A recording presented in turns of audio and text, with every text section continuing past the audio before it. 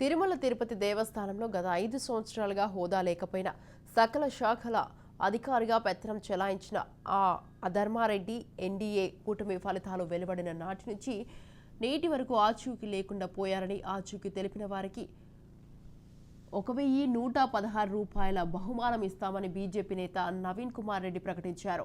ఇక తిరుమల శ్రీవారి ప్రసాదంపై ప్రపంచవ్యాప్తంగా ఉన్న భక్తులు ఆందోళన చెందుతున్నారని, బహిరంగంగా నిరసన కార్యక్రమాలు జరుగుతున్నాయని, గతంలో కూడా టీటీడీలో ఈవోలుగా మాజీ రాష్ట్ర చీఫ్ సెక్రటరీలుగా పనిచేసిన అధికారులు, గత పాలక మండలి చైర్మన్లు వారిని నియమించిన ముఖ్యమంత్రి సైతం మీడియా ముందు ప్రత్యక్షమై వివరణ ఇస్తున్నారన్నారు. గౌరవించాలని మాజీ ముఖ్యమంత్రి జగన్మోహన్ రెడ్డి గారిని హెచ్చరిస్తున్నాను. అయ్యా జగన్మోహన్ రెడ్డి గారు, మీరు తిరుమల శ్రీవారి దర్శనానికి వచ్చినప్పుడు డిక్లరేషన్ లో సంతకం పెడితే మీరు హిందువులుగా మారిపోరు అన్న విషయాన్ని గమనించండి.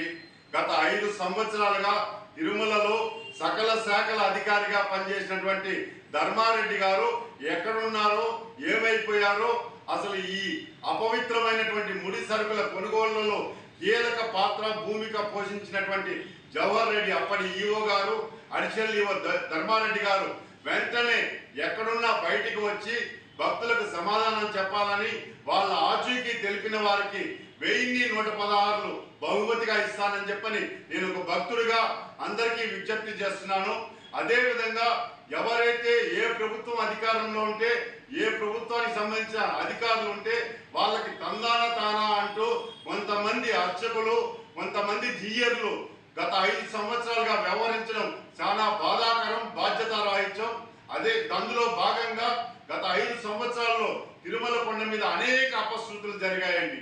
కానీ భక్తులుగా మేమంతా ప్రశ్నిస్తాం.